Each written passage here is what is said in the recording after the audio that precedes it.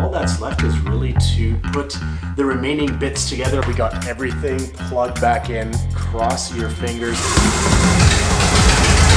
Welcome back to another video. It's been such a long time since I've posted. We've been purchasing a lot of things over the winter time, mostly performance mods and a couple of other things that I've been wanting to add on the car for quite some time.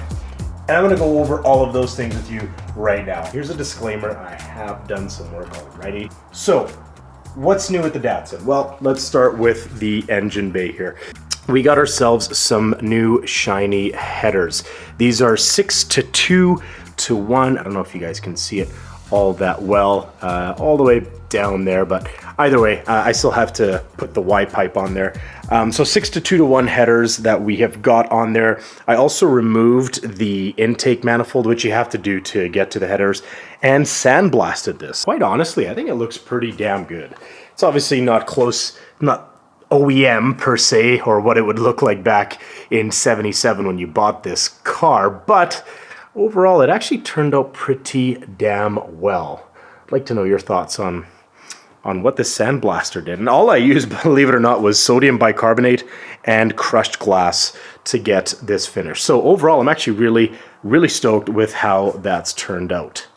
Next is in here. I've had this Momo Prototipo steering wheel for the longest time, and finally installed it in the Datsun. This is one of my favorite wheels ever. It's got such a classic nostalgia to it, and in my opinion, one of the better looking wheels that you can put on any car. And in my opinion, it just suits this interior so well. You've got these bucket seats, which are like a vintage race seat, if you will, although they're not race seats. I wouldn't trust them for some high-end use, but it just ties in the interior super nicely. It's pretty much all black in here anyways, minus some of the OEM wood or vinyl look here on the side, but everything else is black, and I just think it makes it look so much more serious and just ties the interior in a whole lot nicer.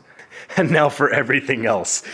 This has kind of been the storage area for the Datsun, and I know you guys are probably losing your minds right now looking at this mess, but let me just give you a lowdown of what we got here. I got some basic maintenance items, but also some upgrades. And I'd say, obviously, aside from the headers that we have in here, the main one is going to be this Kirkland coffee, just kidding, the fuel rail. I got this fuel rail from the Z Car Depot. It's kind of nice. It's billet. It looks a heck of a lot better than the old one, but it is a little bit of a tight squeeze in this area. Particularly the fuel pressure regulator is getting really close to the throttle linkage right here. So we're gonna make it work. We're gonna have to route a fuel line that's gonna wrap all the way around here and into the bottom right there. So that's going to be going in, and then really it's just a matter of plug and play. Just putting the rest of the wiring harness and plugging the sensors back in, the fuel injector wires and all that stuff, and then hopefully, I'm not going to be too hopeful, but everything is going to go according to plan. Got my fingers crossed. Anyway, enough talking. Let's start assembling some of these things, and maybe we get the car running today. That would be awesome. Let's get into it.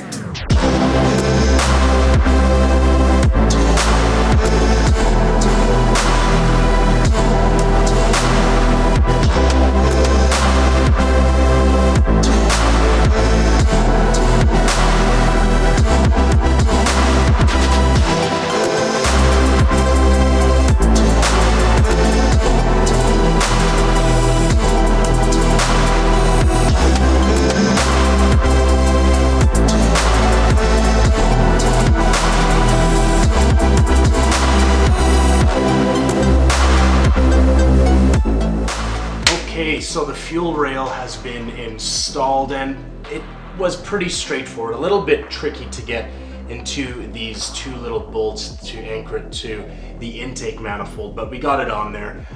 Fuel pressure regulator is right back here. We've got our return line, just kind of fed it straight through this pocket so it's not getting too close to the block where it could get a little hot. So it's far away from the block, which is good there. And then also installed just a fuel pressure gauge right here as well, just to see what fuel pressure the car is running at. Maybe the fuel system is something that I'll have to address if the fuel pressure is not where it needs to be. And I think with these cars, it's around that 30 to 40 PSI. It could be wrong. I'll have to double check that. But anyhow, that's all done and installed. So now all that's left is really to put the remaining bits together, like the the cold start valve and a couple other things here, connect everything back to where it needs to be, and then we try and see if we can start this thing. So let's get cracking. We got everything plugged back in. It's all ready to go. We're gonna have to boost it because the battery's dead. Cross your fingers. I've got mine crossed, my toes are crossed, my nuts are crossed, everything's crossed. Let's see if it starts.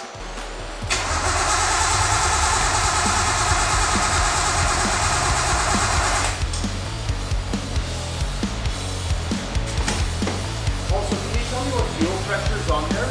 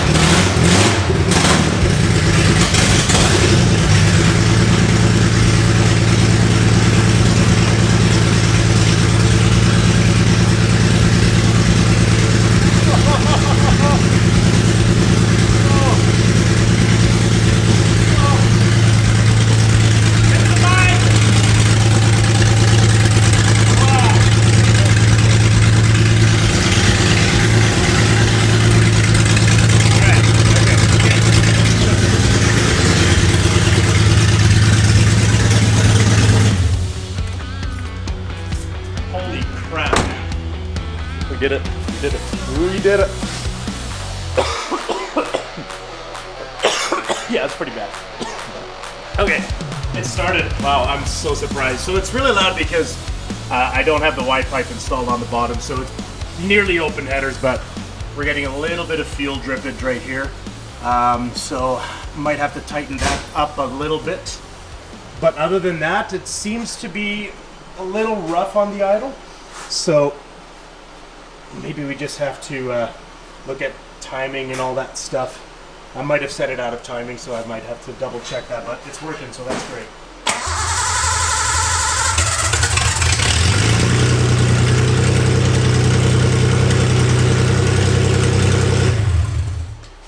This side's fine, but this side isn't.